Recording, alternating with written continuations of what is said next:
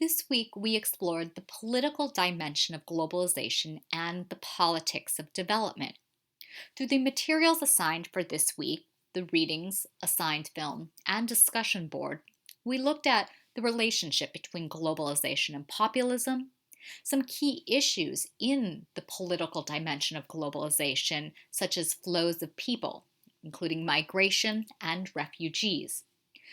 The reading for this week also touched on global governance and the difference between global governance and a global government. And the film for this week explored some of the issues that are embedded within the politics of development, specifically the relationship between politics, conflict, and development. In this week's discussion, I asked for you to reflect on the relationship between globalism and populism. Over the last 10 years, there has been an increase in various forms of populism, especially in Western democracies. And many scholars and political analysts have questioned why. One explanation is that this increase in populism is the result of globalization, which benefited some but not others. And that caused a backlash against those who didn't benefit from globalization. The rise of new populism is seen to be drawing its strength from those left behind by globalization, particularly white working class folks in former heavy manufacturing districts. Now, populism is not a precise term, at least in the way it's often used in the media and popular political discourse. And it's been ascribed to both parties on the left and the right, as well as individual politicians. Populists are distinct from other politicians because they are anti establishment and anti system. And so they often frame the people in opposition to the elite. And they blame the elite for all the problems of the state, the suffering and oppression of the people. Populists generally frame elites as corrupt. Elites don't listen and they're insulated from people and therefore no longer represent people's concerns or interest. Now, populist parties in democracy can cause problems, especially if they win in office. Because being anti system parties, they're dedicated to overthrowing or overhauling a political system, displacing existing elites, and remaking a state and its relationship to the people. However, once in office, the populists often become part of the new elite. If they're not absorbed by the elite in office, then they create a new establishment. And that generally means moving towards an authoritarian direction and restricting democracy. This can be seen in cases in Turkey, Poland, and Hungary. Another issue that often arises when we look at the political dimension of globalization and the politics of development is the issue of the flow of people. We talked about migration in the module on economic globalization and development. And in this particular module, we looked at a specific type of migration, forced migration. Now, not all migration is voluntary. Over 60 million people, half of whom are children, are victims of forced displacement. In 2017, 16.2 million people were forcibly displaced, and this equates to 44,400 people every day. It was the highest number ever recorded by the UNHCR. The vast majority of forcibly displaced people actually remain within the borders of their own country, and they are known as internally displaced persons or IDPs. And they receive far less media attention than those who cross borders to seek safety and protection. And those folks are known as refugees. According to the UN Human Rights Commission and the UN Refugee Agency, about 68% of all refugees come from 5 countries: Syria, Afghanistan, South Sudan, Myanmar, and Somalia.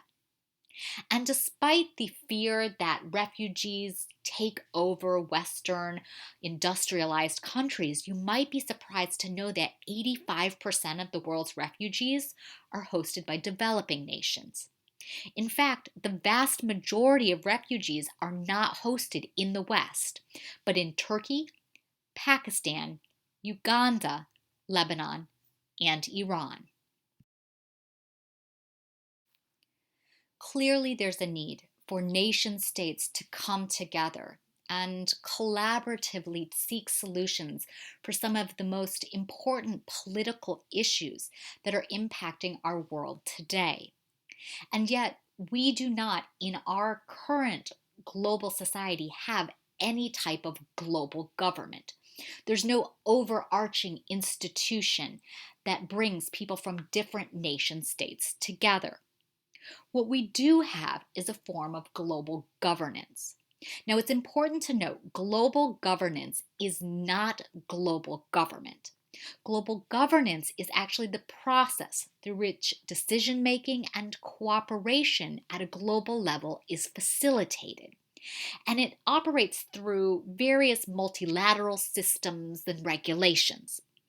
It includes a number of different actors, including nation states, non governmental organizations, transnational corporations, intergovernmental organizations such as the UN, the IMF, and the World Bank, as well as international non governmental organizations that operate on a global scale.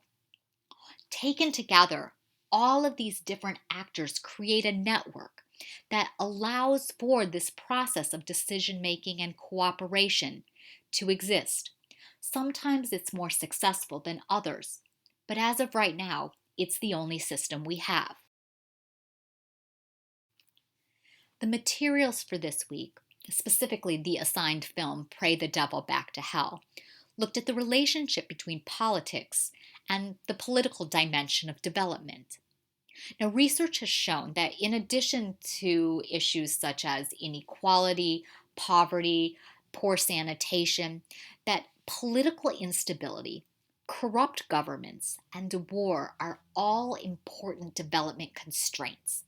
In fact, the research has shown that political instability is likely to shorten policymakers' horizons. And this has led to short term policies, more frequent switches in policies, and volatility, not only within a governing structure, but between people and governments. The research has also shown that corruption impedes long term investments, both domestic and foreign. It takes funds away from development projects and distorts development priorities and choices. An interesting body of research, however, has illustrated that while corruption and war hamper development, development hampers war and corruption. In other words, by focusing on development agendas, there is a decrease in the amount of war and ideally corruption that would occur within a nation.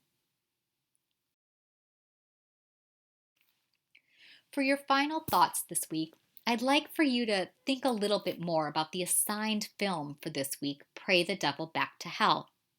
Given that there were a number of different themes that emerged in this film, I've created two different sets of final thought prompts, and you only need to respond to one of them, unless you'd like to respond to two. The first prompt asks the following questions. What's the appropriate role of international justice institutions? Who are the legitimate stakeholders at the peace table, particularly if none of the warring factions represent the aspirations of the people? I'd like for you to use various details from the film to answer that question. The second prompt looks more broadly speaking at the Liberian women's movement.